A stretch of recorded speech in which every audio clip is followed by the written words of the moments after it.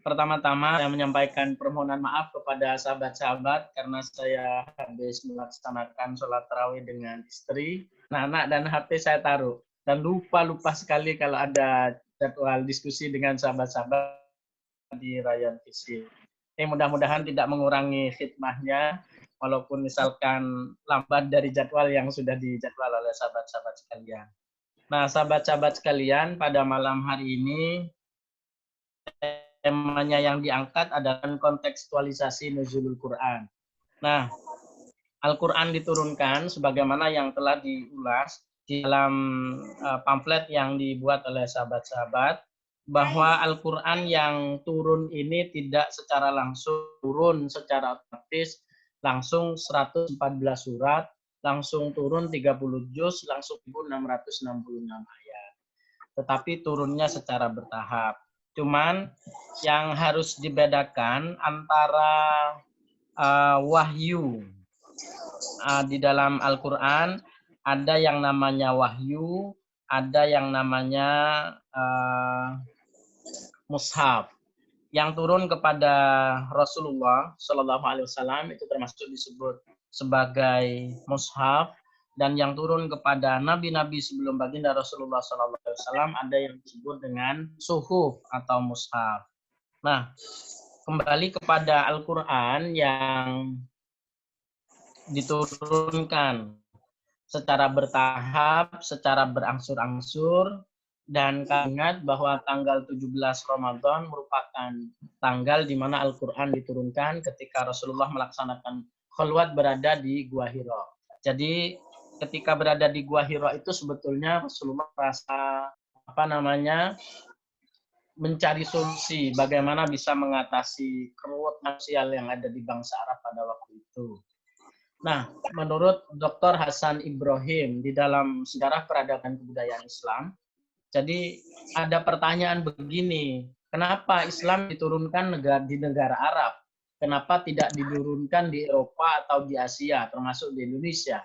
Nah, pertanyaannya, apakah yang disebut jahiliyah itu masyarakat yang tidak bisa membaca dan bisa menulis dan tidak bisa berbuat apa? Kita lihat pada abad ke-7 Masehi itu yang bersamaan dengan abad pertama Hijriah. Jadi bangsa Arab itu sudah berdaulat secara ekonomi, secara politik mereka juga sudah berdaulat. Di Asia juga sama, kemudian di Eropa bahkan masih terbelakang jika dibandingkan dengan Asia. Karena di Indonesia sebetulnya ada Sriwijaya dan kerajaan-kerajaan politik dan ekonomi. Tapi kenapa Allah menurunkan Nabi ini berada di bangsa Arab atau negara Arab? Ternyata alasannya begini. Kalau di Indonesia, walaupun ada sistem kasta-kasta ya, seperti dalam tradisi Hindu dan Buddha ada kasta Brahma, ada kasta Siwa dan semacamnya, tetapi tidak sampai menghalalkan membunuh orang tua. Halo. Di daerah kawasan lain juga sama.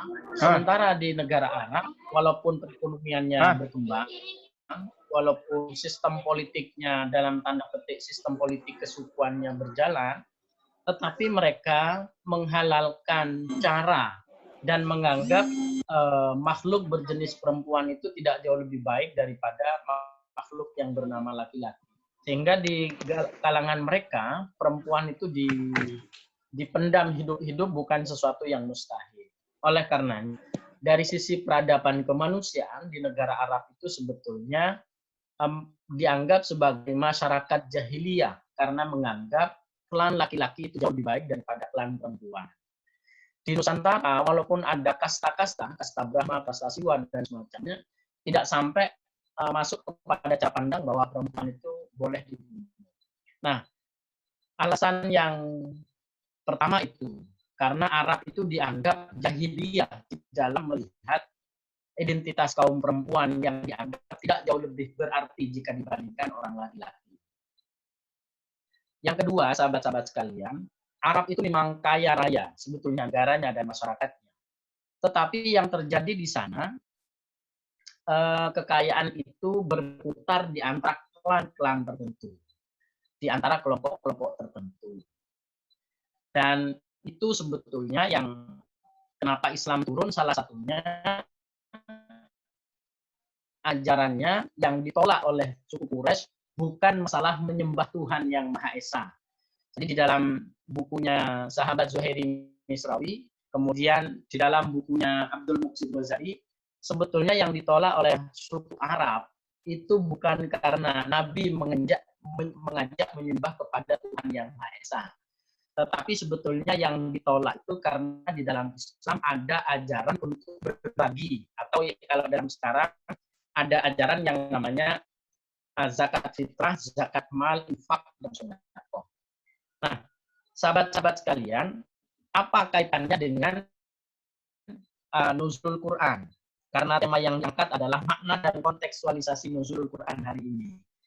Kalau mau dilihat makna dan kontekstualisasinya, tentu pada proses bagaimana Al-Quran diturunkan secara bertahap, secara berangsur, tidak langsung, 6.666 ayat.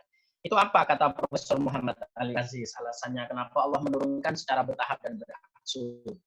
Karena tidak mungkin kalau Al-Quran itu diturunkan secara sekaligus 30 juz, 114 surat, 6.666 ayat, langsung diturunkan dalam satu malam. Kemudian penjabarannya, pengajarannya itu pasti akan mengalami kesulitan. Karena kalau demikian, Al-Quran bentuknya tidak bentuk dialogis dengan realitas. Sehingga itu kata Profesor Ali Aziz, kenapa Al-Quran diturunkan secara bertahap, itu dalam rangka agar ayat yang diturunkan itu berdasarkan kehidupan masyarakat, dengan kehidupan baginda Rasulullah SAW beserta dengan umatnya. Jadi sahabat-sahabat sekalian, masuk kepada konteks. Kenapa perintah yang pertama tentang surat Al-Alaq ayat 1 sampai dengan 5. Iqra bismi rabbikal ladzi khalaq, perintah membaca. Padahal waktu itu sudah ada perintah sholat yang turun kepada Nabi sebelumnya. Ada perintah tentang sholat, ada perintah tentang sholat dan puasa. Itu sudah turun kepada Nabi-Nabi sebelumnya. Bahkan di dalam perjanjian baru dan di dalam perjanjian lama itu ada perintah tentang melaksanakan sholat. Kalau puasa misalkan bisa kita isbatkan kepada puasa Daud. Kalau misalkan sahabat-sahabat hari Senin berpuasa, hari Selasa boleh tidak berpuasa. Hari Rabu berpuasa, hari Kamis boleh tidak berpuasa, hari Jumat berpuasa, hari Sabtu tidak berpuasa, dan seterusnya. Perintah sholat pun sama ada. Artinya apa? Bahwa Nabi-Nabi sebelum Nabi Muhammad juga sudah melaksanakan sholat. Kalau Islam dianggap menyempurnakan dari agama sebelumnya, dalam konteks ini bisa dibenarkan bahwa pengertian Iqra bismi rabbikal ladzi khalaq, Iqra pengertiannya adalah perintah untuk membaca, perintah untuk memperhatikan, perintah untuk mencermati, perintah untuk meneliti, perintah untuk mengkaji. Nah, kenapa masih ada penegasan Iqra? Padahal sebelumnya sudah diturunkan. Oleh karenanya, sahabat-sahabat sekalian, perintah Allah yang sebelumnya sudah pernah turun kepada Nabi Adam, Nabi Idris, Nabi Nuh, Nabi Hud, Nabi Soleh, Nabi Ibrahim, dan seterusnya, itu Iqra agar dibaca ulang, agar dibaca kembali oleh baginda Rasulullah SAW beserta dengan umatnya. Bagaimana puasa yang sebenarnya, bagaimana sholat yang sebenarnya, dan seterusnya. Nah, kalau kita lihat Al-Quran atau wahyu Allah yang diturunkan kepada nabi-nabi, misalkan ada kitab Taurat, ada kitab Injil, ada kitab Zabur, lalu bagaimana Allah menurunkan wahyu kepada nabi-nabi selain nabi yang menerima kitab? Misalkan Nabi Ibrahim itu menerima 60 mushaf, Nabi Syed itu menerima 40 mushaf, dan nabi-nabi yang lain. Jadi, kenapa tidak disebut dengan kitab suci seperti kitab suci Al-Quran? Karena bentuknya tidak banyak. Makanya disebut dengan mushaf. Kalau sahabat-sahabat mungkin ya perintahnya seperti makalah itu. Tidak banyak, karena 60 sampai 40 sampai 60 dan seterusnya. Sementara wahyu yang berupa Taurat, Injil, dan Zabur, dan Al-Quran itu bentuknya banyak sekali. Ada 6.666 ayat. Nah, kembali lagi sahabat-sahabat sekalian, kenapa perintah Islam itu ditolak oleh bangsa Arab? Kalau secara peradaban ilmu pengetahuan sudah maju sebetulnya kenapa ditolak? Karena di dalam Islam ada satu ajaran yang sangat tidak mereka inginkan. Contoh salah satunya adalah perintah untuk mengeluarkan. Orang Arab itu sukunya Bani Koinuko, kemudian Bani Quraish, dan Bani yang lain. Itu kaya-kaya sebetulnya. Dan mereka sudah mengenal sistem perdagangan. Nah, yang ditolak pada sistem berbagi hartanya dengan fakir miskin itu. Nah, sementara dalam Islam, ajaran yang disebut dengan ajaran Islam itu bukan hanya menekankan pada penekanan kepada lisan atau persaksian kepada lisan. Bukan hanya persaksian di dalam hati, tetapi harus dikonkretkan, dibuktikan dengan perbuatannya. Kalau seseorang misalkan mengucapkan asyhadu an la ilaha illallah wa asyhadu anna Muhammadar Rasulullah, dua kalimat syahadat itu, maka dia juga harus berani mengikrarkan harta yang dia miliki untuk dibagikan kepada orang lain. Sahabat-sahabat sekalian, makna dan kontekstualisasi nuzulul Quran dalam konteks hari ini kaitannya dengan mewabahnya virus corona ya atau COVID-19 itu ada salah satu perintah misalkan begini. Di dalam Al-Qur'an itu kita diperintahkan untuk melaksanakan sholat secara berjamaah misalkan. Lalu perintah sholat berjamaah itu berada di masjid. Sementara dengan merebaknya virus corona, kita diperintahkan untuk melaksanakan sholat berjamaah berada di rumah. Yang kedua, Al-Quran juga memerintahkan di dalam hadis Nabi, zur, melaksanakan ziarah kamu, bersilaturahmilah kamu. Rasulullah juga menyebutkan barang siapa yang memutus silaturahim, maka terputuslah tali rahmat dari Allah kepada dia. Sementara pada masa pandemi virus corona ini dianjurkan tidak boleh kemana-mana. Sholat berjamaahnya di rumah, kemudian dalam tanda petik dilarang bersilaturahim ke banyak teman, kemudian dilarang kita datang ke tempat-tempat pengajian yang bersifat umum dan lain sebagainya. Lalu bagaimana kontekstualisasi Al-Quran dengan adanya virus corona saat ini? Maka ada sebuah keterangan yang menyebutkan kalau kita terbiasa melaksanakan sholat berjamaah di masjid, kalau kita terbiasa melaksanakan iktikaf berada di masjid, sementara pada saat bersamaan kita ada corona, kita melaksanakan sholat berjamaah di rumah dan melaksanakan iktikaf di rumah, maka fadilah dan keutamaannya itu sama dengan orang yang melaksanakan sholat berjamaah berada di masjid, sama dengan orang yang melaksanakan iktikaf berada di masjid. Nah, itulah yang disebut dengan sebab musabab. Kita tidak dianjurkan untuk melaksanakan berjamaah di rumah. Kalau kaidah disebutkan ad-daruratu keadaan darurat, keadaan tertentu seperti hari ini, itu yang menyebabkan memperbolehkan kita melaksanakan sholat berjamaah berada di rumah.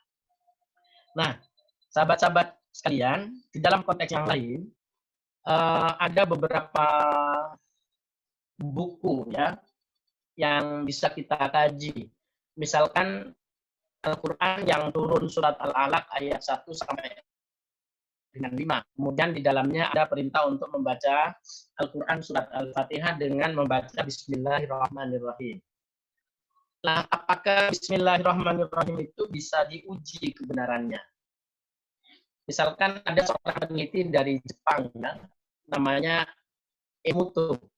Kalau sahabat-sahabat pernah membaca buku hasil penelitiannya Emoto tentang air putih yang kalau kita katakan kalimat-kalimat yang baik, maka air yang kita bacakan kalimat-kalimat positif juga memiliki energi positif.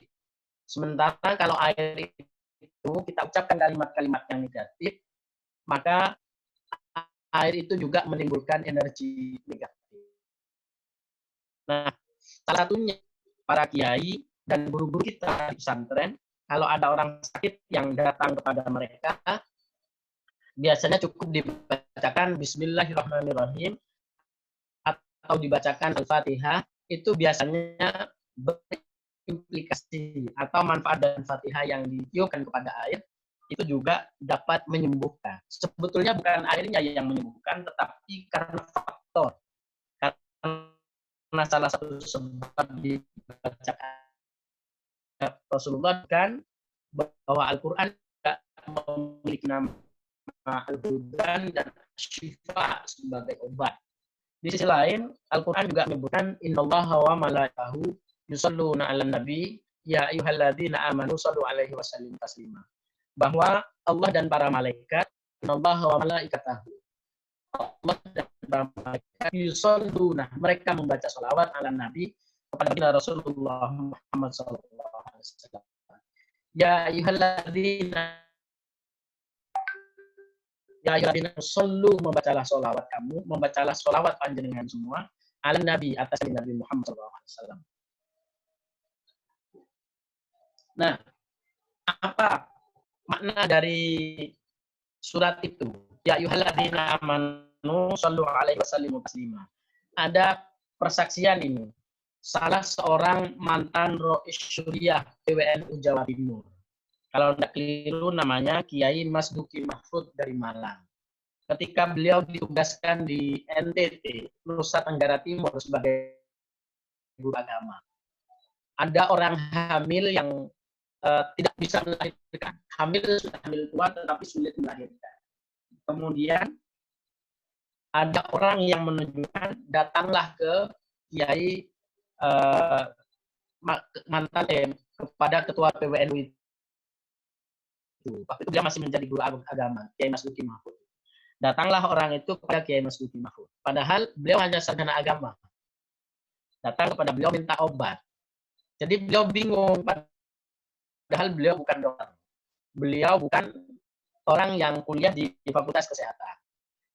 Tetapi oleh Kiai Mas Duki Mahfud, karena beliau istiqomah membaca sholawat minimal dalam sehari semalam sebanyak 1000, kemudian beliau juga minta petunjuk kepada Allah melalui air yang satu aqua sedang, kemudian oleh beliau dibacakan sholawat sebanyak 100 kali. Setelah dibacakan sholawat, diminumkan kepada orang yang sedang hamil yang tidak bisa lahir itu, ternyata tidak seberapa lama kemudian melahirkan. Nah, ketika orang yang melahirkan itu, kenapa kamu kok bisa secepat itu melahirkan, kata orang yang minta air itu. Nah, ya, yang namanya Kiai Mas Duki Mahfud itu datang ke sini dan mengelus-ngelus perut saya, sehingga dengan itu dimudahkan saya lahir, kata istri hamil itu. Padahal Kiai Mas Duki Mahfud itu tetap berada di rumahnya, berada di rumah tugas yang ngajar di NTT. Nah, ini adalah salah satu mukjizat kefaatan atau Al-Quran sebagai obat, karena namanya adalah Al-Quran sebagai syifa. Nah, keterangan yang lain, Al-Quran itu memiliki beberapa nama.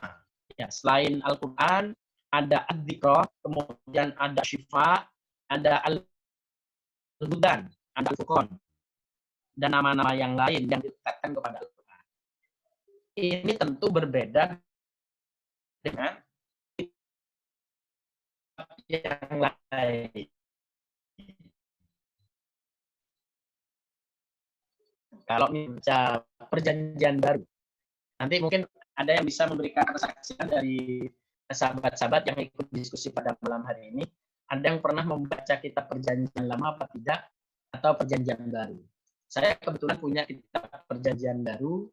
Saya kebetulan punya tetangga yang agamanya Katolik, dan saya coba mendialogkan Al-Quran dengan perjanjian baru yang sedang mereka pelajari.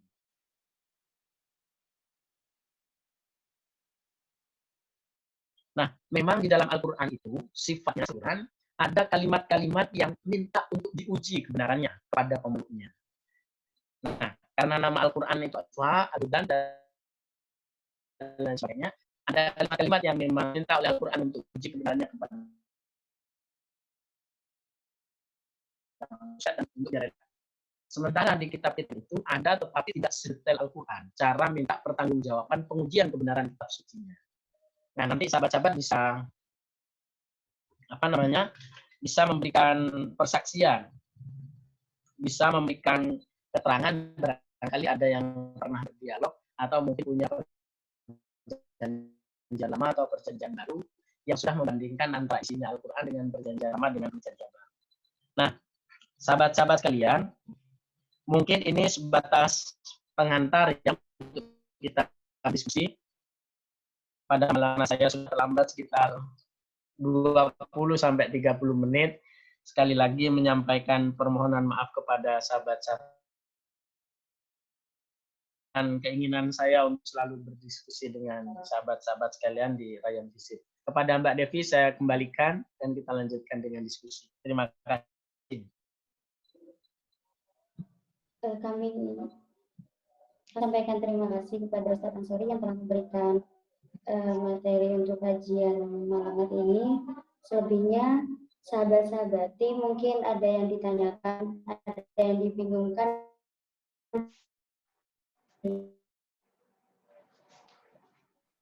Silakan sahabat-sahabat.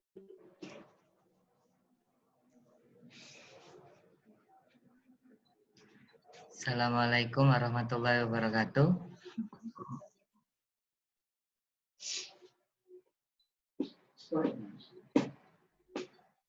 Waalaikumsalam warahmatullahi wabarakatuh. Mas Hasmi ini ya.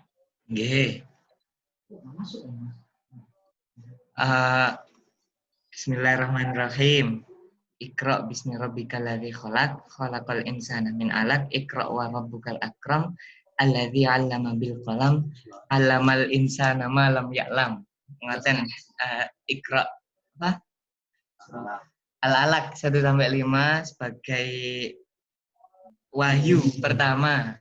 Boleh saya lanjutkan? Mohon maaf ada gangguan sinyal. Halo? Ya, sahabat ini bisa dilanjutkan. Ya. Yang di ayat 4 itu sebenarnya saya ingin bertanya mengenai kolam. Artinya kita di sini memahami bahwa perintah pertama ini adalah perintah untuk senantiasa belajar. Di ayat keempat itu alladzi 'allama bil qalam. Kolam ini bagaimana sih sebenarnya? Alladzi 'allama bil qalam. Nggih niku mawon, Ustaz. Terima kasih Mas Hasmi, sahabat-sahabat sekalian. Kalau sahabat-sahabat ke Gramedia atau ke Toga, ini ada buku, saya kasih tahu. Judulnya Mengenal Tuntas Al-Quran, penulisnya Profesor Kiai Haji Muhammad Ali Aziz. Ini penerbit bukunya miliknya senior PMII, namanya Gus Rizal Mumazik. Nah ini penulisnya dosen UIN Sunan Ampel Surabaya. Ya,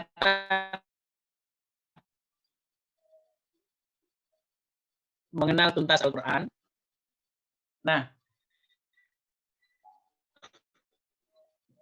di halaman 119 sampai halaman 123. Ini ada penjelasannya Mas Hasmi tentang nama surat Al-Fatihah, kandungan suratnya tentang esensi Al-Quran. Yang kedua, surat Al-Baqarah, kandungan suratnya berbicara tentang hukum-hukum ibadah dan muamalah. Surat yang ketiga, Ali Imran, kandungan suratnya berbicara tentang kisah Nabi Musa dan dasar-dasar hukum antar agama. Kemudian, karena yang adalah surat Al-Baqarah 96, yang kandungan suratnya berbicara tentang membaca kunci ilmu pengetahuan. Ya. Jadi Iqra, pengertian dasarnya adalah membaca. Kalau dalam ilmu nahu, Iqra itu kalimatnya adalah kalimat amar, perintah. Perintah itu kalau dalam Islam ada perintah untuk melaksanakan, itu namanya wajib. Ada perintah itu namanya haram, untuk ditinggalkan. Nah, untuk membaca ini adalah perintah yang wajib untuk dilaksanakan. Apa kaitannya dengan pengertian secara umum surat Al-Alaq yang memiliki makna membaca adalah kunci ilmu pengetahuan? Kita bisa melihat Mas Asmi, kalau misalkan tidak usah melihat kepada satu bangsa, kita lihat misalkan tradisi Raymi, ya. Kita lihat di Jember kira-kira PMI rayon mana yang kadernya punya tradisi kuat membaca.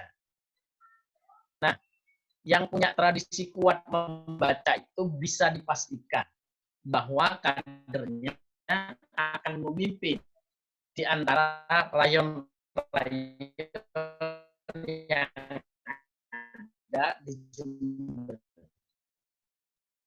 Bukan memimpin menjadi ketua PMI, bukan memimpin menjadi ketua cabang, tapi menjadi garda terdepan di dalam mengembangkan ilmu pengetahuan. Iqra bismi rabbikal ladzi khalaq.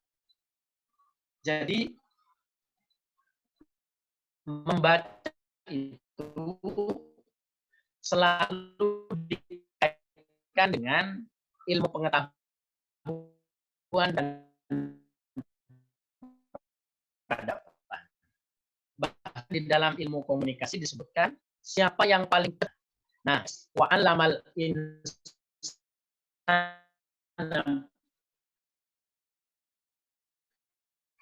wa 'allamal insana Iqra bismi rabbikal ladzi khalaq, khalaqal insana min 'alaq, Iqra wa rabbukal akram, alladzi 'allamal insana bil qalam, yang mengajarkan manusia dengan tulis menulis.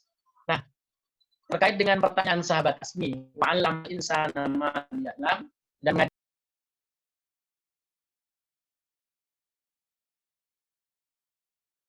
Muslim, kemudian kitab Dzuratul Nasihin, kemudian ada kitab Bulughul Maram dan kitab-kitab yang lain, itu bisa sampai kepada kita melalui tradisi tulis menulis yang dilakukan oleh para ulama. Nah, ilmu pengetahuan itu sebetulnya tidak hanya selesai di membaca.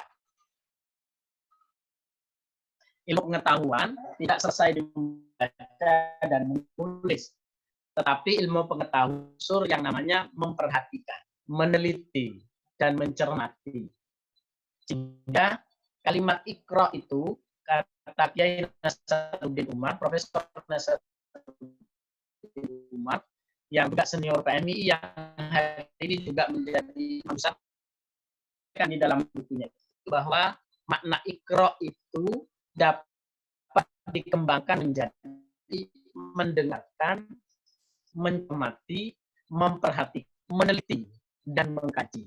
Maknanya luas sekali. Nah, pada pengertian yang ditanyakan Mas Hasmi, ya dalam dan sederhana, ya mengajarkan manusia dengan tulisan. Jadi saya kira itu Mas Hasmi penjelasan saya. Kalau ada sahabat-sahabat yang mau memberikan tambahan penjelasan atau Mas Hasmi masih belum jelas. Terima kasih Mbak Devi. Oke. Terima kasih Ustaz Ansor. Kepada sahabat Hasmi, apakah ada tanggapan atau cukup? Saya ingin menanggapi. Atau mungkin sahabat-sahabat yang lain ada yang menambahi. Silakan Hasmi. Sebenarnya kan di dalam perdebatan ada diskursus mengenai Al-Quran sendiri yang pada akhirnya mengalami sejarahnya banyak firqah yang atas pendapat ulama-ulama. Artinya saya bagaimana ya istilahnya itu, Al-Qalam itu sebagai perantara yang digunakan para ulama untuk, saya tidak bisa menjelaskan istilahnya. Yang ingin saya ketahui itu hal-hal kolam, para ulama menafsirkan kolam atau seluruh isi dalam Al-Quran itu akhirnya banyak versi dan akhirnya banyak yang mengklaim ini yang paling benar, ini yang sesat, ini yang tidak tepat dan lain sebagainya. saya sempat berpikir bahwa sebenarnya kolam itu ditujukan kepada setiap insan manusia, individu masing-masing. Artinya kebenaran individu itu langsung diberikan oleh Gusti Allah melalui pembelajaran kolamnya. Artinya, misal kenapa kok saya membaca buku ABC bukan DEF, sedangkan orang lain membaca buku DEF sehingga dia memiliki sudut pandang yang berbeda dengan apa yang telah saya baca.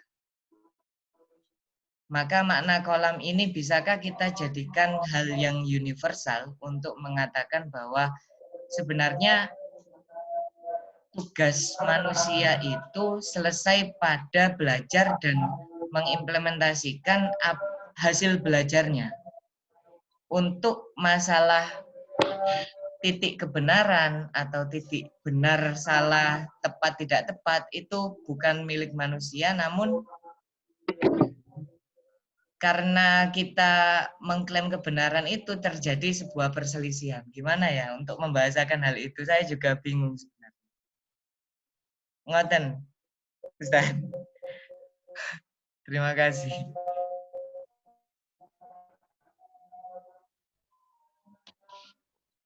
Ya, terima kasih Mas Asmi. Mbak Devi, kali ada teman-teman baik, saya persilahkan. Ya, untuk sebagai yang lainnya, mungkin bisa menambahi, menanggapi, ataupun membantu kebingungan, bisa dilontarkan di sini.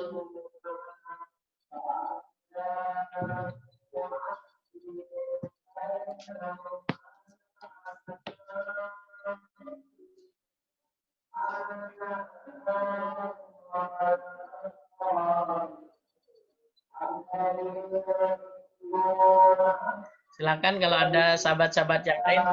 Bagaimana?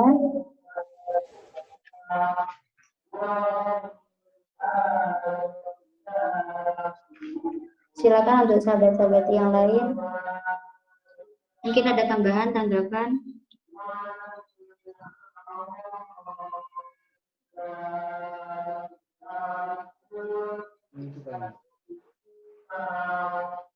Mungkin tidak ada, Ustaz. Oke, terima kasih Mas Asmi. Coba sahabat-sahabat sekalian yang di sampingnya ada Al-Quran, sambil mencermati Al-Quran yang baik yang terjemahan Kemenak atau yang terjemahan Timur. Jadi kalau misalkan membaca surat Al-Alaq, surat ke-96 yang artinya Al-Alaq itu segumpal darah. Yang ditanyakan Mas Hasbi itu pada ayat yang artinya yang mengajar manusia dengan pena. Kalau interpretasinya Mas Hasbi bahwa petunjuk Tuhan itu memang diberikan kepada masing-masing orang, ya. Tetapi tidak semua orang itu bebas memberikan tafsir bahwa apa yang dia pahami dan dia terima hari ini adalah datangnya langsung dari Allah. Misalkan yang datang kepada Deddy Corbuzier, dia mendapatkan hidayah itu murni dari Allah dan manusia. Termasuk hidayah yang turun kepada Felix Young. Faktor orang lain yang ada di samping kanan kirinya, yang di sekitarnya, itu juga menjadi bagian penting, tetapi yang memiliki hak penuh sebetulnya untuk membimbing Felix Young dengan Deddy Corbuzier itu sebenarnya adalah Allah. Nah, kalau kemudian yang disebut akan manusia dengan pena ini memiliki kan ini membuka kelompok lain macam-macam, kemudian dia mengamalkan ajaran, tahu dia tujuannya baik atau tidak, memiliki tujuan tertentu atau tidak. Nah, sehingga dalam konteks ini pemaknaannya yang manusia dengan pena ini maknanya tidak serta-merta dikaitkan dengan masalah hidayah, tetapi ini pengertian bahwa manusia ingin pandai jika manusia itu ingin pintar,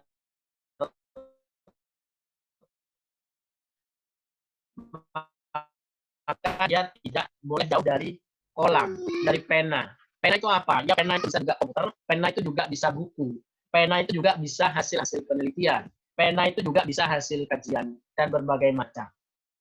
Jadi, pena itu kan kalau kita memanai ya alat tulis, tetapi sebetulnya kan bukan alat tulisnya, tetapi apa saja yang ditimbulkan dari alat tulis yang itu. Ya bisa buku, bisa jurnal, bisa koran, kemudian bisa koran, dan bisa lain sebagainya. Yang penting itu termasuk dalam kategori yang menghasilkan catatan yang berisi ilmu pengetahuan. Misalkan begini, Kompas tahun 2008 investigasi tentang jalan pos atau jalan penarukan Anyer. Kalau kita baca hari ini, datanya kan sudah ada data lawas. Tetapi sebetulnya ilmu pengetahuan itu tidak ada data lawas. Semua data hasil investigasi Kompas itu terkait dengan jalan pos dari Anyer sampai Penarukan itu sebetulnya tidak ada data lawasnya. Semuanya tetap bisa kita aktualisasikan dalam konteks hari ini dalam kerangka pengembangan ilmu pengetahuan. Jadi saya kira memang kalau dilihat secara sederhana, mungkin Mas Asmi akan bingung ya. Saya rekomendasikan coba baca Mas Asmi, Tafsir Al-Misbah. Jadi Pak Quraisy juga agak detail memberikan pengertian tentang membaca di dalam surat Al-Alaq itu. Pengertian bukan hanya membaca, tetapi pengertiannya juga mendengar, mencermati, menghayati, meneliti, dan termasuk mendiskusikan. Demikian, Mas Asmi.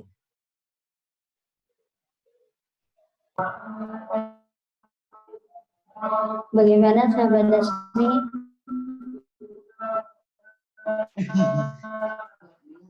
Oke. Ada tanggapan atau dicukupkan? Sambil saya ambil ya, tafsir Allah ya. Kurang baca gara-garanya, jadi nggak mau. Oke, lanjut Ustadz. Tafsir Al-Misbah.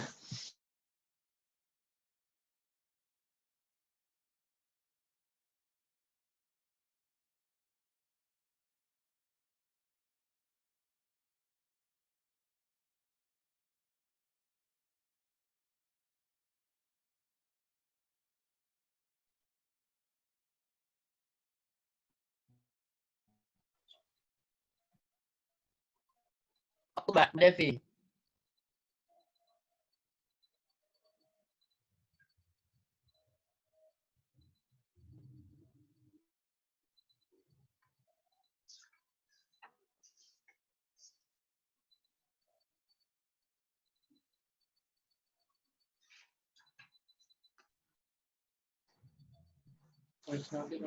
Kok mute?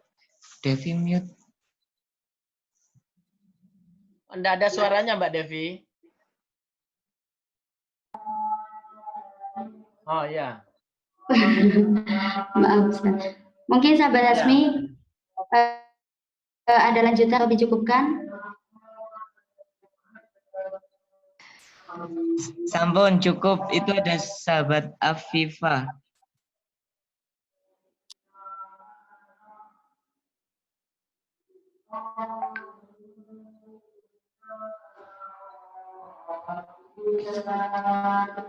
Oke, sahabat Asmi bisa dicukupkan. Mungkin sahabat-sahabati yang lain ada yang mau ditanyakan?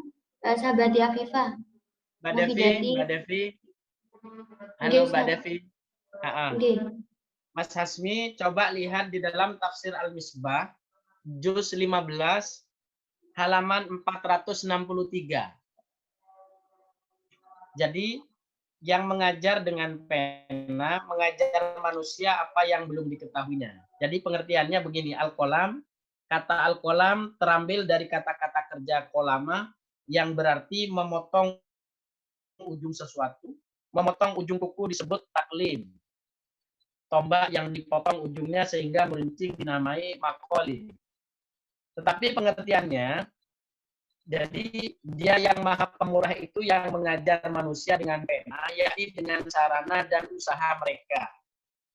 Dan dia juga mengajar manusia tanpa alat dan usaha mereka apa yang belum diketahuinya. Jadi masuk ilmu laduni, Mas Asmi. Jadi Mas Asmi di dalam tafsir Al-Misbah, juz jilid 15, halaman 463, itu ada penjelasannya. Wa alamal insana ma lam ya'lam. Kemudian ada pengertian alamal insana ma lam ya'lam. Alladzi 'allama bil qalam ayat keempat, Mas Asmi. Mas Asmi bisa lihat di tafsir ini ya. Nah, sudah Mbak Devi? Oke, sahabat Asmi mungkin bisa melihat itu tadi. Untuk sahabati Afifah, mungkin bisa disampaikan pertanyaannya. Bisa lewat chat, nanti saya bacakan, atau bisa dibacakan langsung. Ya, sebelumnya Assalamualaikum warahmatullahi wabarakatuh. Jadi, Assalamualaikum Pak, saya Afifah dari Rayon FTIK kebetulan. Jadi, terima kasih sebelumnya. Iya Pak. Iya. Oh iya. Kebetulan ya Tung Lisa berhalangan. Jadi di Komnas saya juga ada kajian sekarang, jadi saya mungkin saya wakili. Ya sebelumnya terima kasih. Terima kasih buat teman-teman sahabat-sahabat dari Rayon Visip. Jadi saya ingin bertanya, konteksnya ini cukup fikih ya, Cak. Enggak apa-apa, Pak. Ya, iya. Jadi sebelumnya saya cukup sepakat dengan pertanyaannya dari jenengan mengenai konteks ibadah, fikih ibadah. Jadi gini, saya sempat kebingungan karena kan kalau kita melihat statement dari ulama, apalagi kemarin juga sudah mengeluarkan maklumat dari MUI untuk menjalankan ibadah sholat tarawih dan sebagainya itu di rumah saja. Tapi di sini kemarin saya sempat mendengar dan bincang sama salah satu tokoh masyarakat. Jadi konteks ini kan konteks fikih ibadah. Jadi as-sholah wa aslah. Jadi seperti itu. Terus juga konteksnya tuh gini. Ini kita harus mempertimbangkan fikih konteks ibadah ini dalam individu apa masyarakat gitu. Terus juga saya sedikit baca bukunya Profesor Hamim Ilyas, konteks fikih ibadah, dosen Sunan Winsuka. Nah, di sini ada kutipan surat tentang itu Pak. Jadi saya agak kebingungan. Terus juga mayubna alai goiru wala yubna huwa ala goiri. Jadi sesuatu di atas sesuatu yang lain, sesuatu yang dibangun di atas sesuatu yang lain itu kan ini kan merupakan konteks yang baru gitu. Apalagi ini kan wabah taun ya Pak kalau nggak salah seingat saya. Jadi menurut jenengan itu gimana ya untuk kita itu menyatakan bahwa ke sesama masyarakat, utamanya itu masyarakat sekitar gitu. Apakah ini masuk ke konteks fikih ibadah individu apa masyarakat gitu Pak? Mungkin cukup sekian. Oke, terima kasih Mbak Afifah. Langsung saya jawab ya Mbak Devi ya. Oke, boleh. Mbak Devi,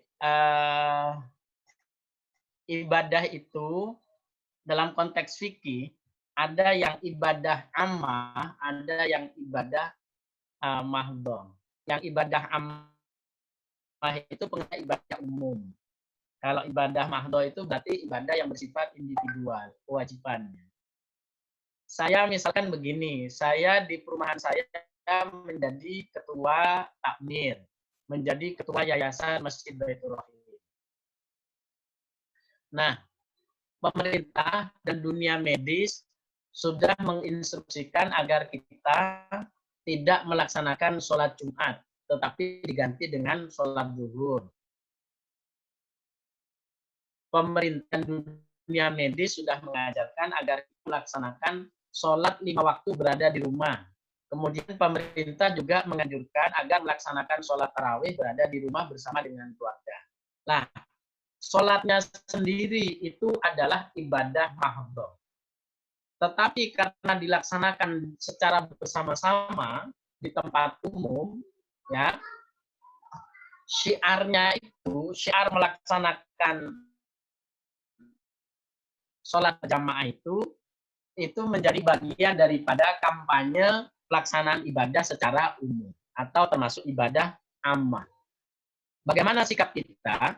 Sikap saya sebagai ketua takmir masjid, sebagai pelayan jamaah, maka saya menyampaikan kepada mereka, masjid tidak menutup pintu.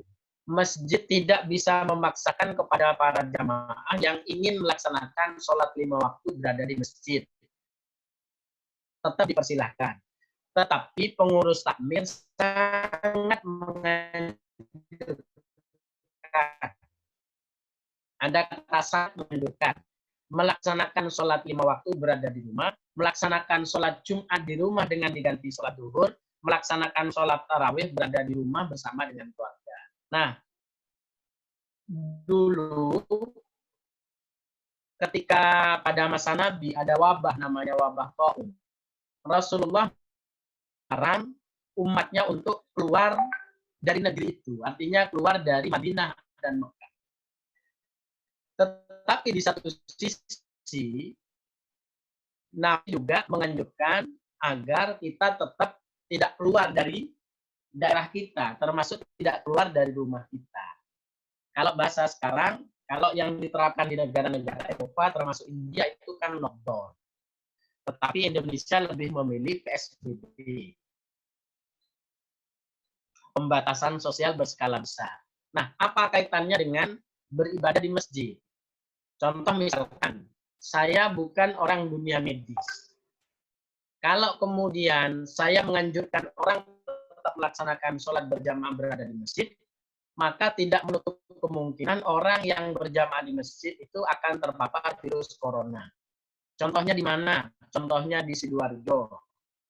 Ya, tiap tahun kan kita selalu antusias untuk melaksanakan sholat tarawih. Sehingga masyarakat di Sidoarjo karena sudah masuk zona merah, jamaahnya tetap ngeyel melaksanakan sholat tarawih di masjid. Setelah dilakukan rapid test, ternyata ada 6 orang yang positif. Maka sisanya 1 orang di dalam masjid itu semuanya menjadi orang dalam pengawasan. Termasuk Mbak Afifah. Mbak Afifah itu ODP, orang dalam pengawasan. Kenapa demikian? Karena ada di IAIN Jember, saudara kita ada 2 yang positif.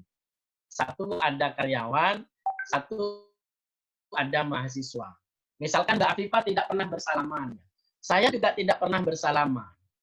Saya juga tidak pernah berinteraksi dengan Bapak yang positif corona. Kemudian dengan kader kita yang positif corona. Nah, karena posisi kita ini rentan dan rawan, maka kita masuk dalam kategori ODP. Saya jujur, semenjak awal Ramadan itu sudah tidak keluar. Kenapa? Karena saya mengamankan diri.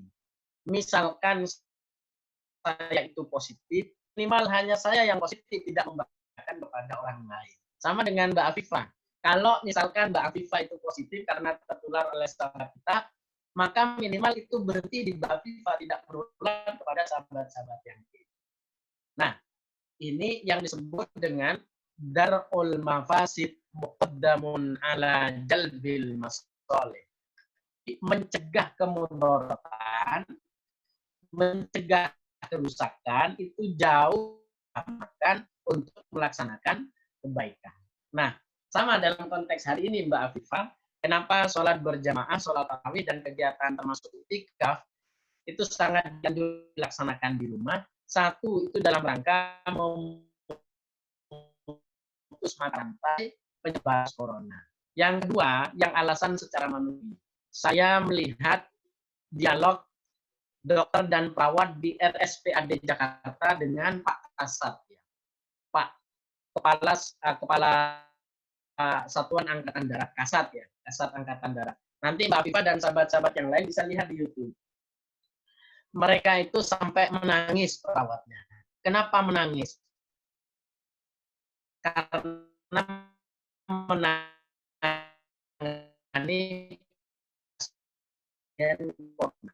implikasinya tidak bisa ketemu dengan suaminya, mereka tidak bisa ketemu dengan anaknya. Tentu kita yang di luar dunia kesehatan, di luar dunia medis, harusnya kasihan kepada mereka. Harusnya kita juga memberikan ruang atau juga memperhatikan mereka. Kalau Mbak Afifah misalkan orang pendidikan, Mbak Devi orang Fakultas Ilmu Sosial, saya juga orang pendidikan. Mungkin tidak akan merasakan bagaimana capeknya dan lelahnya mereka. Mereka dari pagi sampai siang sampai sore pakai APD. Itu bagaimana rasanya? Itu sumuknya minta ampun. Kalau imunitas mereka turun, kalau misalkan banyak perawat dan dokter yang terpapar, lalu siapa yang mau merawat saudara-saudara kita yang terpapar virus corona? Itu kan berat kalau kita mikirnya tidak sampai. Jadi Mbak Afifah dalam konteks ibadah mahdoh dengan ibadah amat, sebetulnya sholat 5 waktu itu adalah ibadah mahdoh. Tapi di masjid itu kemudian menjadi ibadah yang sifatnya ada, maka pahalanya sama dengan kita melaksanakan sholat berjamaah di masjid.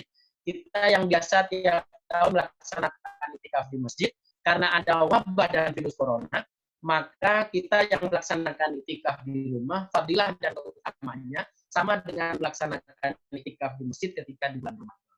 Begitu dan demikian Mbak Devi dan Mbak Afifah. Selamat datang Mas Herman bergabung ya Mbak Devi ya. Oke. Bagaimana sahabat Afifah? Bisa menjawab pertanyaan atau pertanyaannya atau ada tanggapan?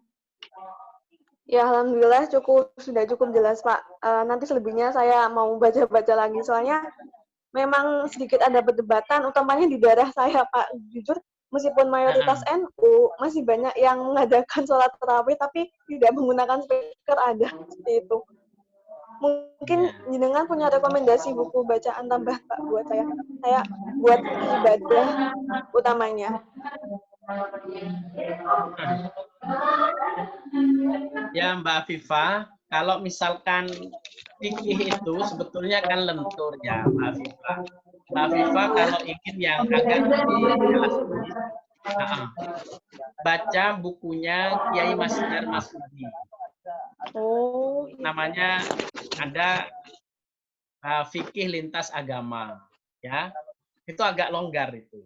Agak longgar dalam pengertian bahwa buku itu memberikan wawasan kepada kita bahwa ajaran agama itu tidak saklek sebetulnya. Ajaran agama itu bisa elastis dalam situasi dan kondisi tertentu. Mbak Afifah, bukan hanya di rumah saya. Saya tinggal di perumahan ya, Dharma Alam, utaranya Roksi. Di timur saya ini kan sudah perkampungan. Ada masjid namanya Al-Jihad. Sholat 5 waktu itu semuanya berada di masjid. Dan sholat tarawihnya masih full. Ketika saya ditanya oleh teman-teman pengurus masjid, Pak Ansori apa mau ngimami sholat tarawih? Tidak, saya tidak mau ngimami sholat tarawih. Saya juga tidak mau ngimami sholat 5 waktu. Kenapa? Kata mereka. Alasan saya jelas. Alasannya begini. Dan bertakwa kepada Allah itu salah satunya adalah taat kepada perintah Allah, taat kepada perintah Rasulullah, dan taat kepada perintahnya ulil amri. Ati Allah wa ati Rasul wa ulil amri minkum. Ulil amri itu siapa? Kalau hari ini Pak Jokowi. Ulil amri itu siapa? Konteksnya kalau di Jawa Timur adalah Bu Khofifah. Ulil amri itu konteksnya siapa? Kalau di Jember adalah Bu Faida. Semua mulai dari presiden, menteri kesehatan, gubernur sampai menteri wali kota itu menyarankan agar kita melaksanakan sholat berjamaah di rumah. Masuk panutan kita Saadatul Ulama, Profesor Kiai Said Agil Siraj, kemudian senior kita Kiai Asrorun Ni'am di Komisi Fatwa Majelis Ulama Indonesia, kemudian termasuk kiai-kiai kita semua di pesantren menyarankan agar kita melaksanakan ibadah di rumah. Kenapa? ke yang tadi itu, darul mafasid muqaddamatul sholih.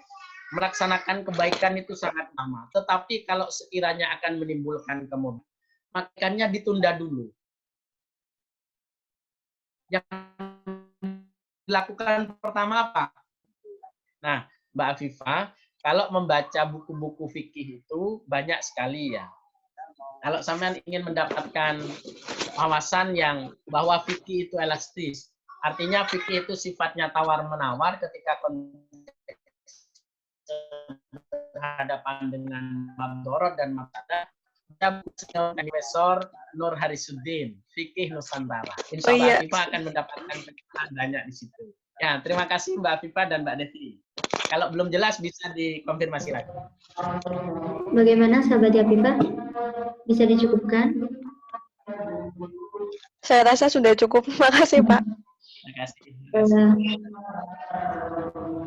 Mungkin pertanyaan berikutnya. Saya lagi boleh. Oh, Luki. Sahabat Luki. Monggo sahabat Luki. Assalamualaikum warahmatullahi wabarakatuh. Waalaikumsalam warahmatullahi wabarakatuh. Mas Luki di rayon ya? Oke.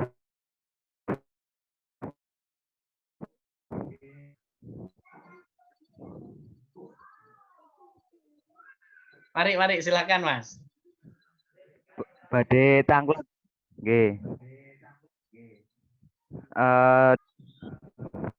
Napa niku dalam penurunan Al-Qur'an niku kan dibagi dua napa nggih ini? Kelompok. Ada Makiyah sama Madaniyah. Nggih, Klaster. Ada Makiyah sama Madaniyah. Nah, niku kalau menurut jenengan niku napa niku ada latar belakang historisnya napa mboten? Ketika surat-surat yang turun dalam Al-Qur'an niku dibagi menjadi dua klaster niku wau. Kan kalau tidak salah dulu waktu SD niku saya pernah mendengar kalau masing-masing surat Makiyah niku ngeten iki, kalau surat Madaniyah niku ngeten iki. Nah, tapi kula supe.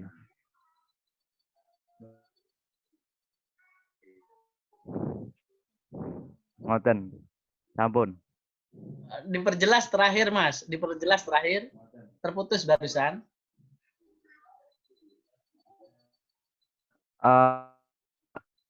Enggak dari kedua klaster surat-surat dalam Al.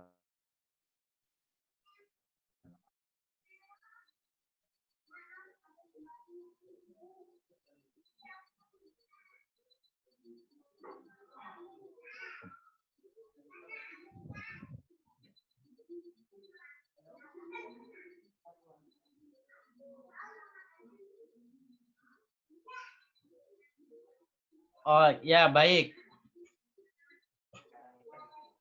Pertama begini Mas, saya tadi di awal menyampaikan buku ini ya, mengenal tuntas Al-Quran. Ya, nah coba bisa dicari di Gramedia atau di Toga, atau nanti saya kirim ke Mbak Devi nomor kontaknya kalau sahabat-sahabat ingin tahu lebih detail ini. Salah satunya begini. Kemudian juga ada buku lain ini, Al-Quran Sumber Ilmu Pengetahuan. Nah, penulisnya Afzalur Rahman. Nah, penjelasannya begini, kenapa Al-Quran itu diturunkan secara berangsur-angsur. Sama dengan begini, kalau Al-Quran itu langsung diturunkan 30 juz, 114 surat, kira-kira menyusahkan dan menyulitkan nggak kepada bangsa Arab? Saya kira pasti akan sangat menyusahkan. Karena untuk menghafal 6.666 ayat itu kan susah, Mas.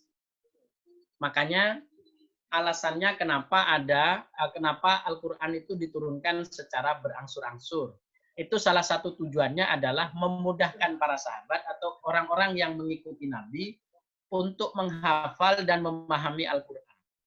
Orang Arab memang terkenal cerdas. Makanya kalaupun misalkan diturunkan langsung 6.666 ayat, langsung diturunkan 114 surat dengan 30 juz, mungkin bisa. Tetapi kan sifatnya tidak dialogis. Karena Al-Quran itu kan, kata Rasulullah disebutkan Al-Quran huwa kalamullah ila akhirih solihun likulli zaman wa makan. Kontekstual atau relevan dengan segala situasi dan segala zaman. Nah, ayat-ayat Al-Quran yang turun, itu semuanya kan ada asbabun nuzulnya. Ada sebab-sebab turunnya. Nah, sebab-sebab turunnya Al-Quran itu juga menjadi bagian proses pembelajaran kontekstual kepada para sahabat Nabi, kepada para tabi'in, kepada tabi'in, sehingga sampai kepada kita hari ini. Nah, kenapa surat itu hanya dibagi dua klaster? Ayat Al-Quran itu ada ayat-ayat Makkiyah dan ada ayat-ayat Madaniyah. Di dalam buku ini, Mas, jelas surat apa saja yang masuk pada surat-surat Makkiyah dan surat apa saja yang masuk Madaniyah. Bahkan di dalam Al-Baqarah itu sebagian ada yang masuk pada surat di Al-Makkiyah, sebagian masuk di Madaniyah. Nanti saya kira sahabat-sahabat tidak salah kalau membaca bukunya Profesor Muhammad Ali Aziz ini, dosen UIN Sunan Ampel, Surabaya. Nah ini, kelihatan Mas ya?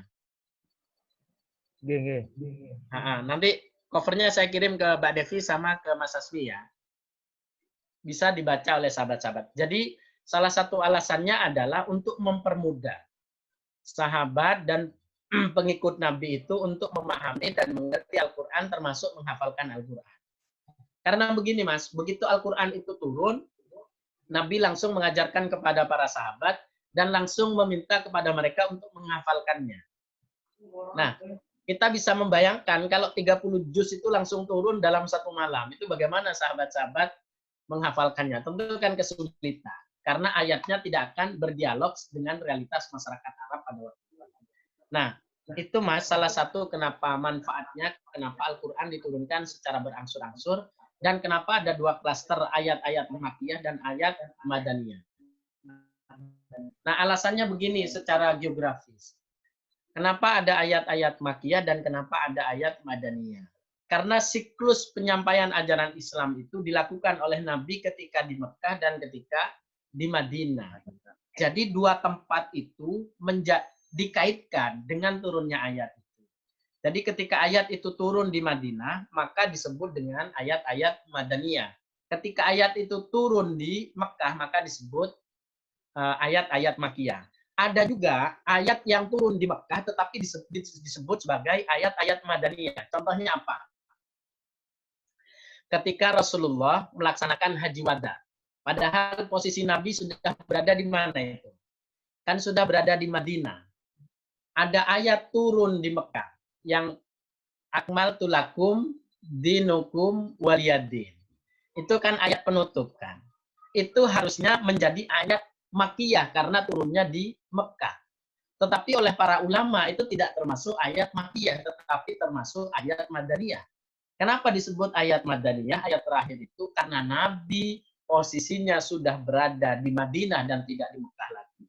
Posisi kehadiran Nabi ke Mekah itu hanya dalam rangka melaksanakan ibadah haji yang disebut dengan Haji Wada. Demikian Mas penjelasan saya. Kalau misalkan ada yang belum jelas tadi dari pertanyaannya sahabat ini, bisa ditanyakan. Bagaimana sahabat Luki? Apa ada tanggapan atau bisa dicukupkan? Sampun. Terima kasih Mas Luki. Mungkin dari sahabat-sahabat yang lain, ada yang mau ditanyakan? Kami beri kesempatan 2 penanya sebelum kajian berakhir. Waktu kajian berakhir. Diskusinya sampai jam 12 Mbak Devi. Kula sabati. Sampai selesai. Jam 10 ya. Mari silakan. Nggih niki.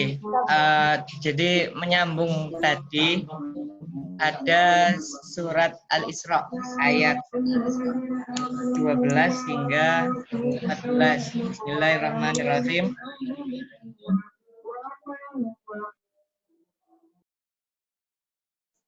Waja'alna laila wan nahara ayataini fama hauna ayatal laili waja'alna ayatan nahari mubsyiratan litabtaghu fadlan min rabbikum walita'lamu adadas sinina wal hisab wa kulla syai'in fassalnahu tafsila wa kulla insanin alzamnahu ta'irahu fi 'unuqihi wa nukhriju lahu yaumal qiyamati kitaban yalqahu mansyura.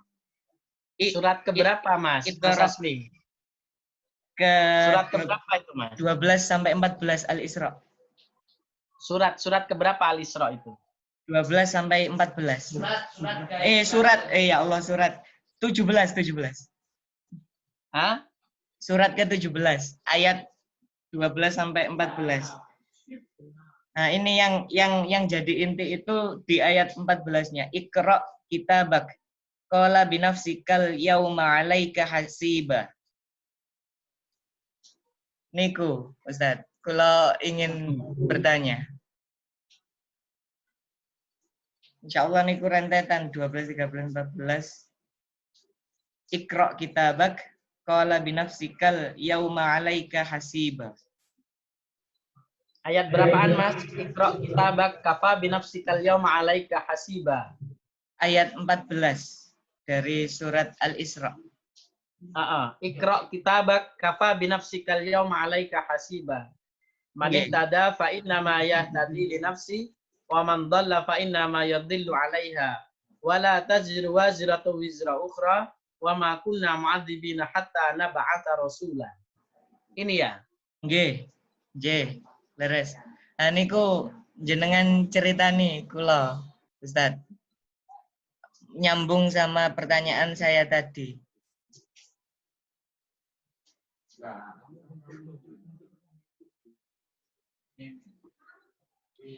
Ya, pengertiannya ya, saya baca dulu ya. Nggih.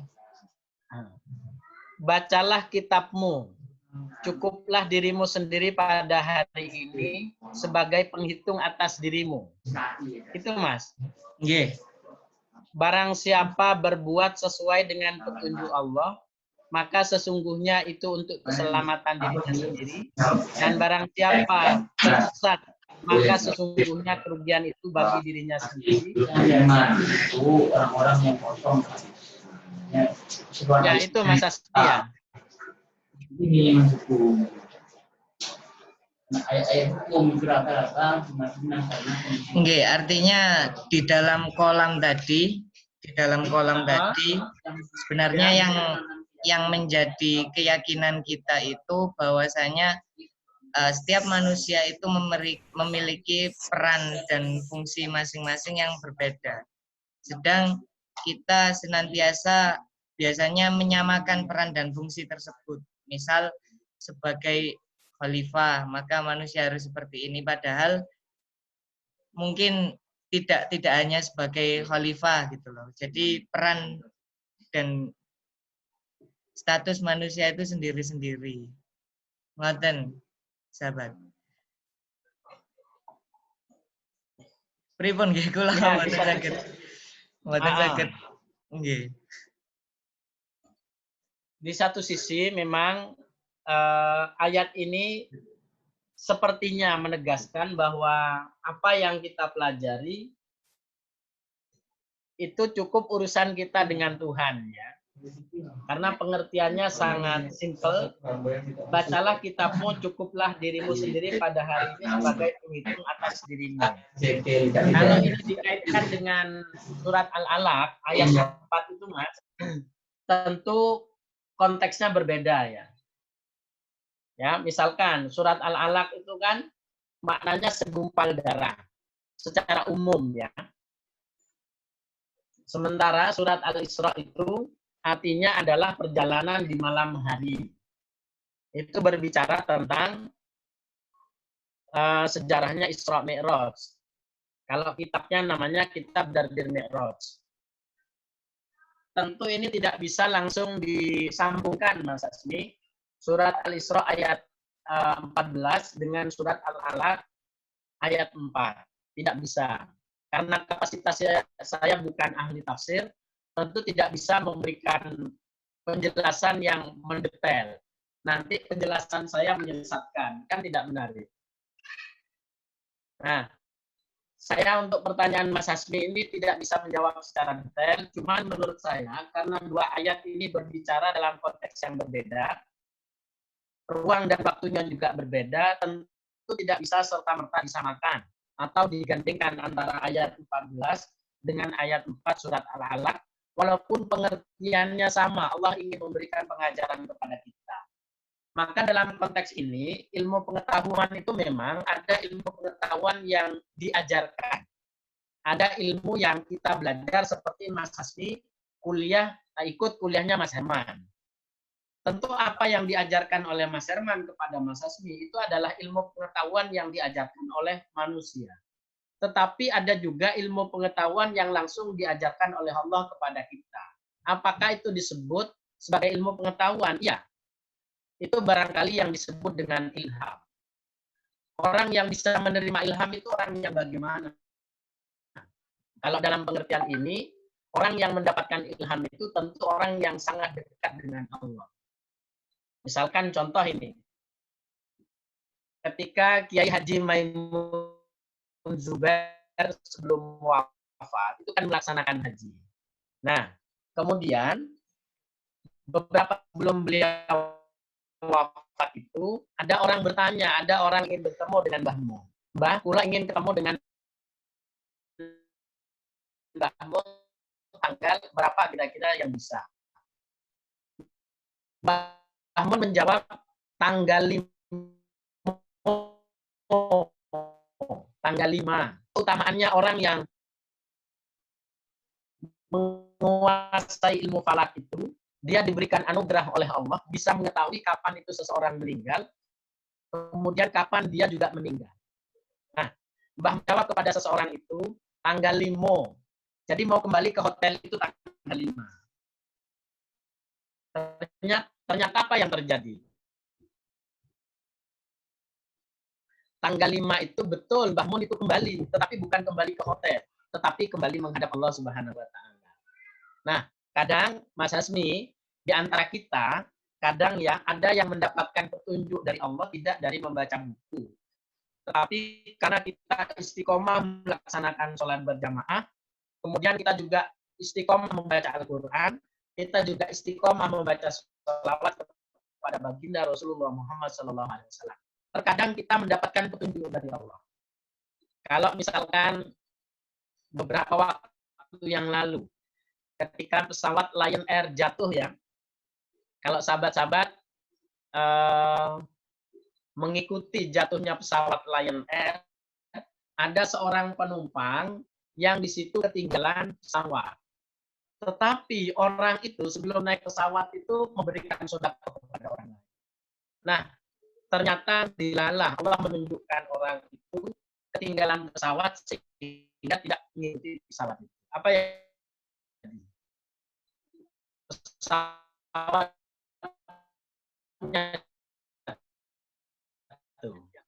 ternyata Allah menolong orang yang lain sebagainya. Detail dan mendalam terkait kaitan antara surat Al-Isra ayat ke-14 dengan surat Al-Alaq ayat ke-4 karena saya tidak memiliki kapasitas untuk menyambungkan satu surat dengan surat yang lain kaitannya dengan itu. Terima kasih Mas Hasmi dan Mbak Devi.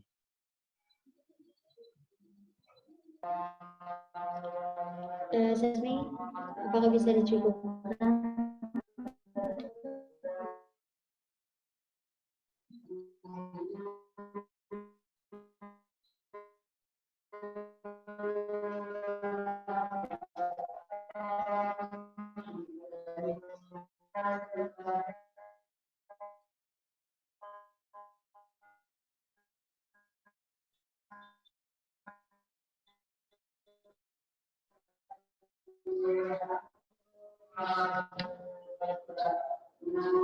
Terima kasih.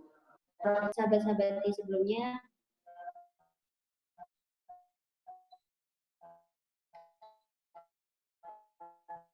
bisa di bisa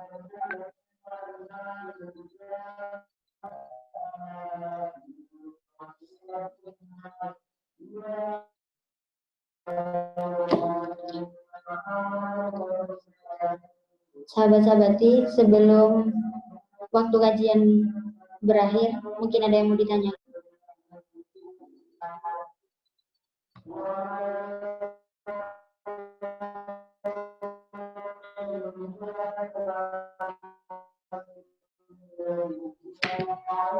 Mbak Devi posisinya di rayon.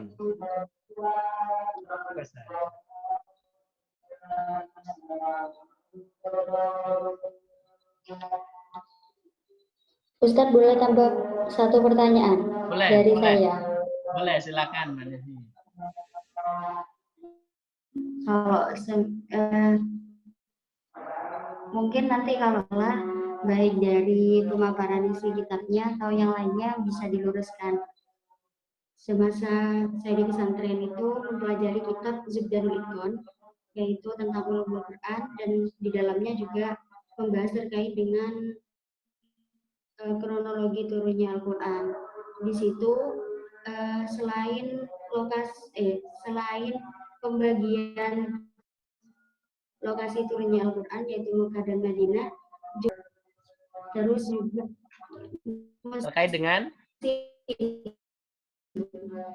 musim. Ya, terus juga itu ada pembagian surat muhkamat sama mutasyabihat kalau tidak salah. Semuanya itu memiliki kejelasan kronologi tersendiri, sebab dan ayat itu berdasarkan musim ataupun berdasarkan pergolongan pada muhkamat sama mutasyabihat. Dalam artian kita harus mempelajari apakah kita memiliki kewajiban mempelajari sedetail itu hingga akhirnya mengamankan kita dari kata-kata biasanya sering juga dari golongan-golongan yang lain itu yang menggunakan yang secara mentah mengambil makna Al-Quran.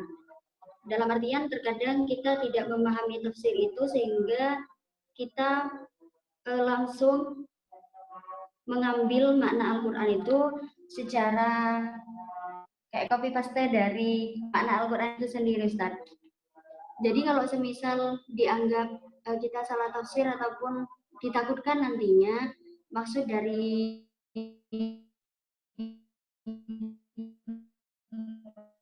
Al-Quran itu kalau kita memahami sesuai kemampuan kita terkait dengan makna Al-Quran itu sendiri. Kalau semisal kita tidak benar-benar apakah tidak berpengaruh terhadap kita memaknai Al-Quran, atau juga kan bahkan kita dianggap radikal, terus dianggap kita salah mengartikan Al-Quran itu juga kadang nggak jarang kita dianggap sesat. Seperti itu. Terima kasih, Ustaz. Terkait dengan ayat mutasyabbihat dengan ayat muhkamat ya. Sebagian ulama ahlu sunnah wal jamaah itu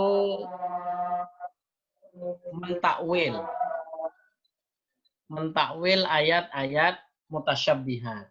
Yang disebut ayat mutasyabbihat itu apa? Ayat mutasyabbihat itu ayat-ayat yang memiliki kira-kira makna sama antara yang dilakukan Allah dengan yang dilakukan manusia. Misalkan begini, yadullahi fawqa aydihim. Tangannya Allah itu berada di atas tangan kalian. Kalau makna yadullah itu dimaknai, yadun dimaknai tangan, maka Allah itu juga memiliki kesamaan.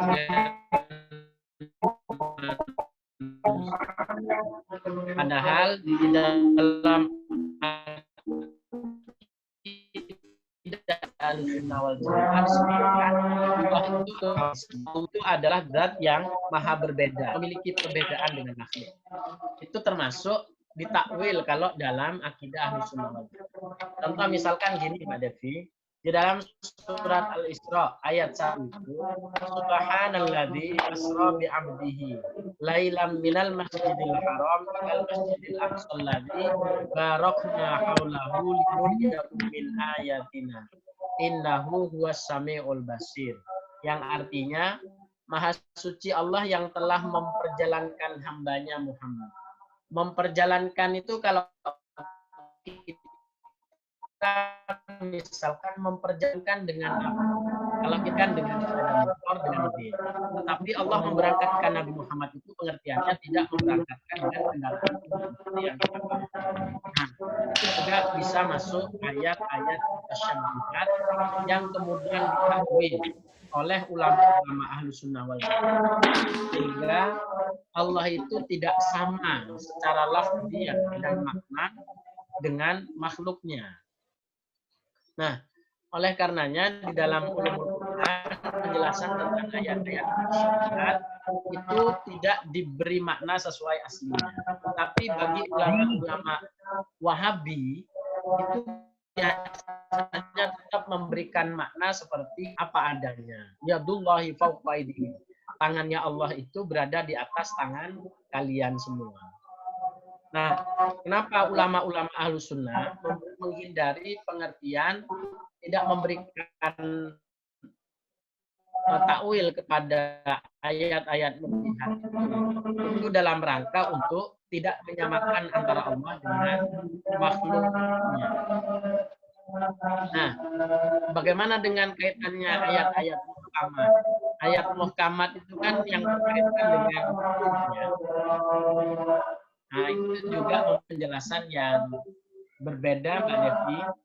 Tentu berbeda dengan ayat-ayat yang tasyabbuh. Demikian penjelasan saya, Mbak Devi. Oke, cukup. Terima kasih, Ustaz.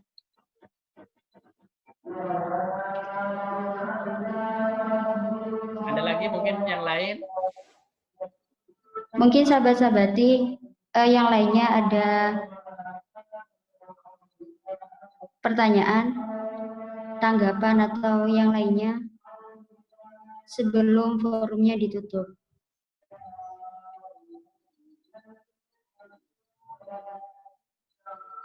Sudah? Kalau tidak ada? Ini sebentar Ustaz, sahabat Luki jadi dibacakan pertanyaannya.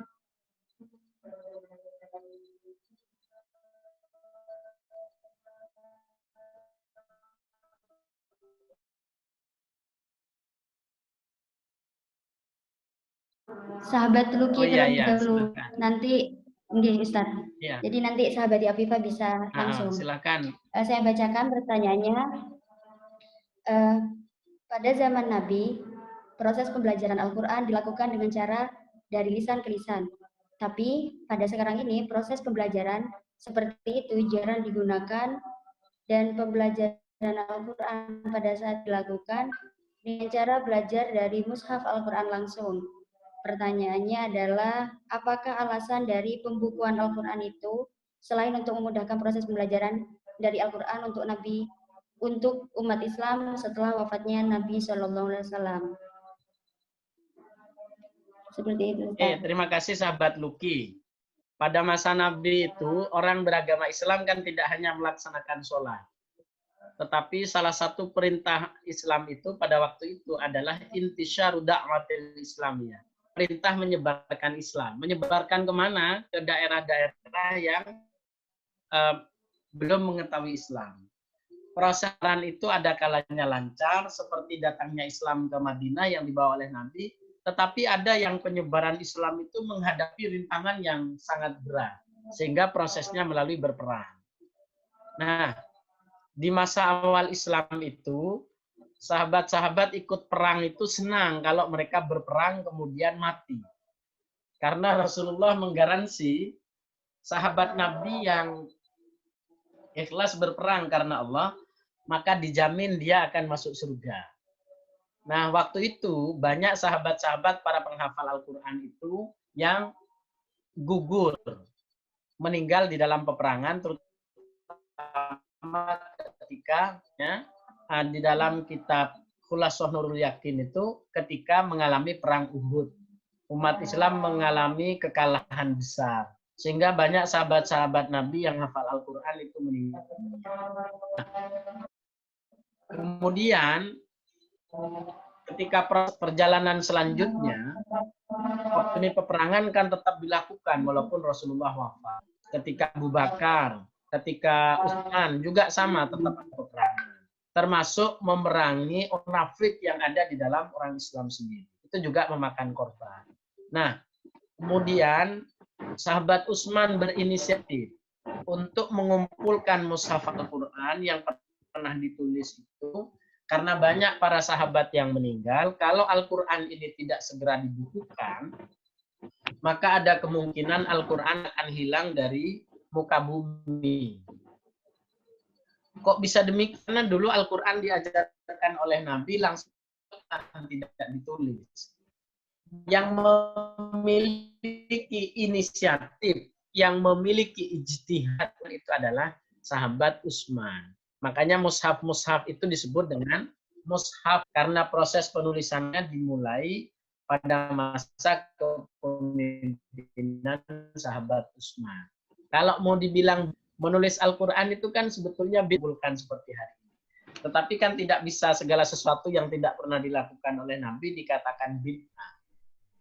Kalau tujuannya untuk kebaikan, maka tidak bisa dikatakan bid'ah. Nah, sahabat Luki, ini adalah salah satu kenapa Al-Quran dibukukan. Misalkan ini di PMI, di rayon FISIP, atau di rayon-rayon lain. Mungkin tidak akan mengenal Al-Quran. Karena hafalannya lemah, tidak sama seperti hafalannya sahabat Zaid bin Sabit. Tidak sama dengan hafalannya sahabat Haris. Tidak sama dengan hafalannya sahabat Ali dan sahabat-sahabat yang lain. Sehingga walaupun kita tidak hafal Al-Quran, kita masih bisa menjumpai Al-Quran tertulis yang ditulis pada masa sahabat Utsman bin Affan. Jadi proses pengajarannya sama seperti Nabi mengajarkan kepada sahabat, tetap lisan ke lisan. Hari ini kan juga sama tetap, walaupun menggunakan media Al-Quran yang ditulis di kertas. Nabi kenapa tidak menggunakan Al-Quran yang ditulis di kertas? Nah, Nabi begitu dapat pelajaran dari malaikat Jibril, Nabi langsung hafal. Berbeda karena Nabi itu termasuk orang dapatkan keistimewaan wahyu Allah kepada umat manusia. Demikian sahabat Luki penjelasan saya. Itu salah satu manfaatnya sahabat. Bagaimana sahabat Luki? Ada tanggapan atau bisa dicukupkan? Nggih, cukup. Cukup Ustaz. Cukup. Mungkin dari sahabat Afifah mau bertanya, silakan.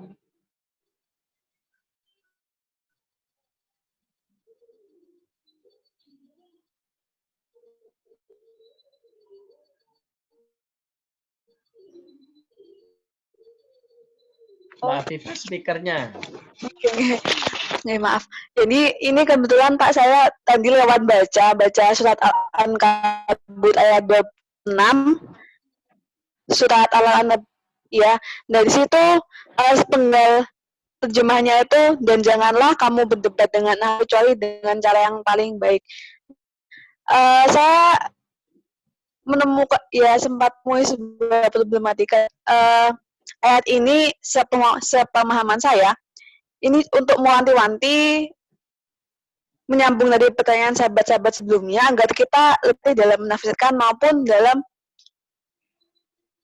menerjemahkan dalam konteks ibadah akidah maupun ibadah fikih.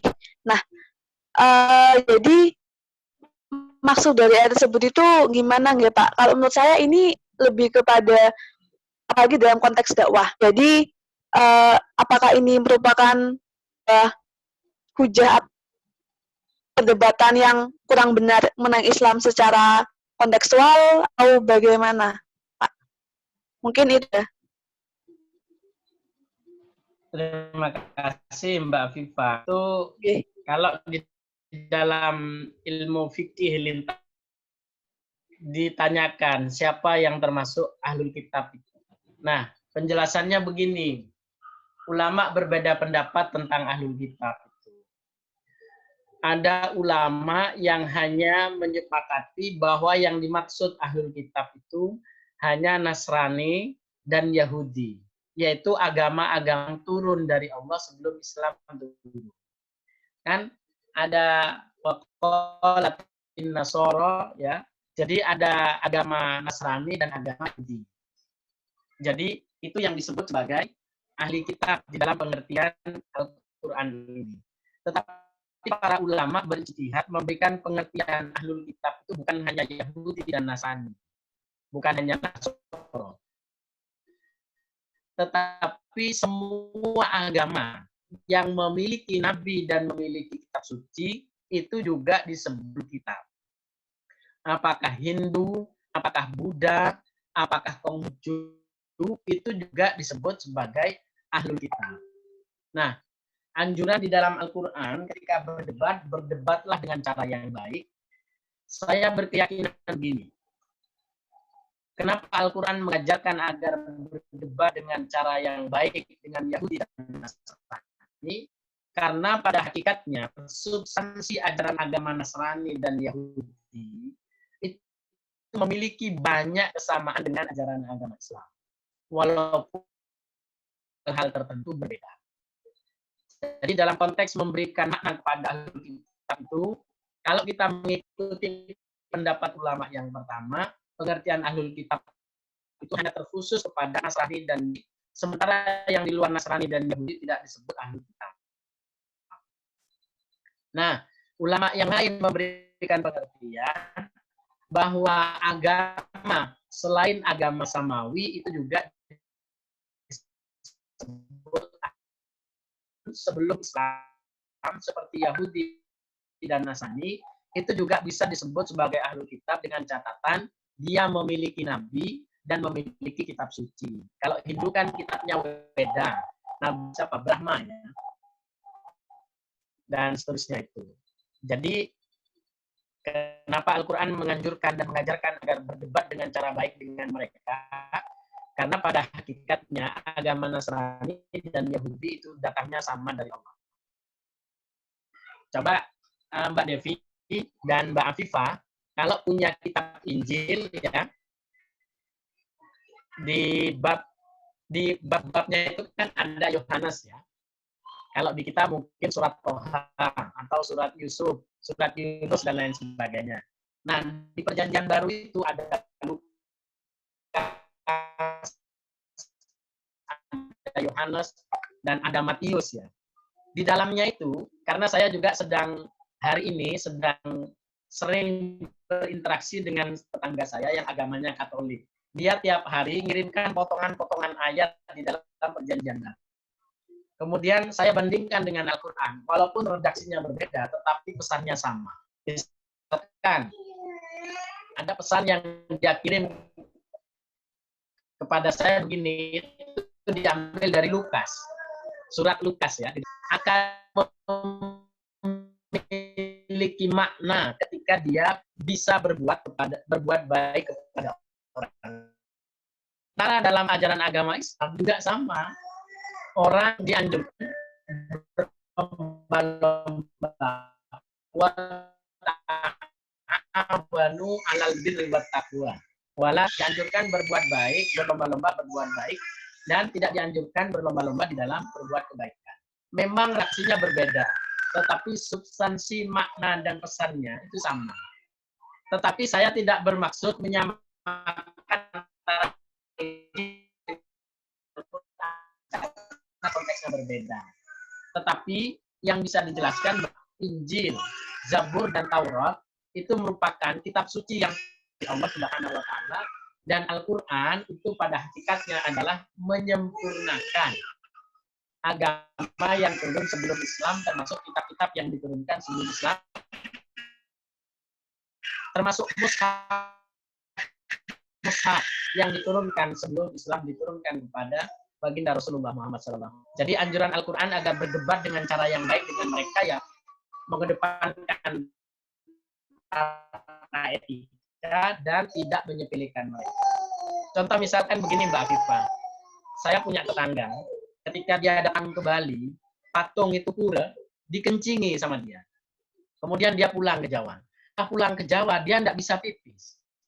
Coba, kalau menurut akal sehat, masa si patung itu memberikan bala kepada orang yang hidup? Menurut akal sehat kita, ya tidak mungkin. Tetapi Islam mengajarkan seperti yang tadi, dengan cara yang baik, termasuk bersikap dan berperilaku baik terhadap orang yang keyakinan keagamaannya berbeda dengan kita. Kalau di dalam surat Al-Kafirun, qul ya ayyuhal kafirun la a'budu ma ta'budun wa la antum 'abiduna ma a'bud wa la antum 'abiduna ma a'bud wa la ana 'abidu ma a'badtum wa la antum 'abiduna ma a'bud lakum dinukum waliyadin. Itu Mbak Afifah dan Mbak Devi. Terima kasih. Oke, bagaimana sahabat? Saya Ada rasa tanggapan? cukup, terima kasih. Oke. Oke.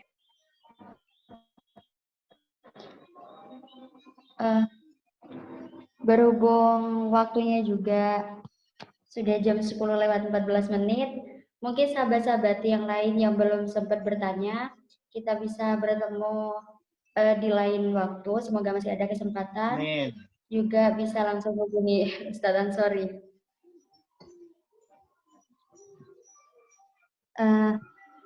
Sedikit yang dapat saya simpulkan, mungkin juga sahabat-sahabat yang lain memahami ataupun menyimpulkan sendiri terkait dengan kajian malam ini dari saya.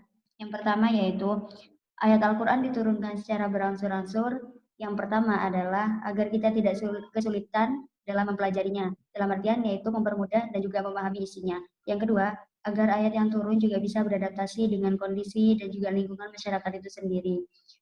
Kontekstualisasinya, saya ambil contoh terkait dengan COVID-19 ini, yaitu terhadap ibadah kita, yang mana dalam Al-Quran juga dijelaskan bahwa orang yang sering berjamaah di masjid dan juga melakukan i'tikaf di masjid, seketika ada kondisi yang tidak memungkinkan seperti halnya COVID-19 ini, maka pahalanya tetap sama halnya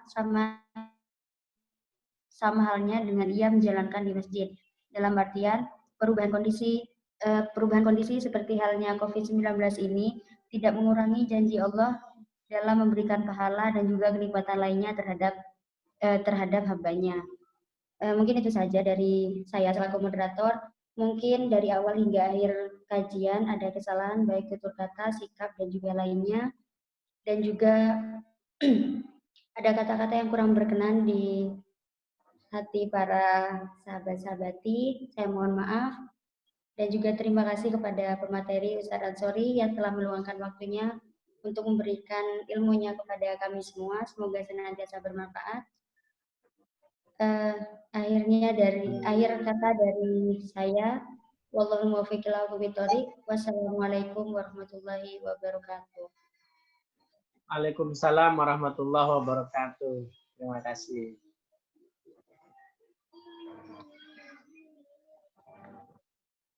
Saya akhiri forumnya, sahabat-sahabati dan juga Ustadz Ansori.